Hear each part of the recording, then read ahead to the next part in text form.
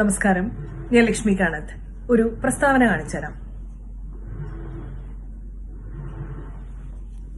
പണ്ടത്തെ പോലെയല്ല, പ്രായമായ സ്ത്രീകളൊക്കെ അമ്പലത്തിൽ കൂടുതൽ സമയം ചിലവഴിക്കുന്നു. അത് അപകടമാണെന്ന് ബിഗ് ടിവിയിലെ മാധ്യമ പ്രവർത്തകൻ വേണു.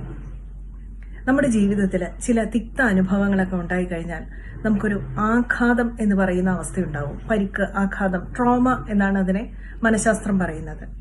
എനിക്ക് തോന്നുന്നു ഈ പറഞ്ഞ മാധ്യമ പ്രവർത്തകന്റെ കുടുംബത്തിലെ ഏതെങ്കിലും സ്ത്രീകള് ക്ഷേത്രത്തിലേക്കാണ് എന്ന് പറഞ്ഞിട്ട് മറ്റെന്തെങ്കിലും നിഗൂഢമായിട്ടുള്ള കാര്യങ്ങൾക്ക് പോയിട്ടുള്ള അനുഭവമുണ്ട് എന്നാണ് തോന്നുന്നത്.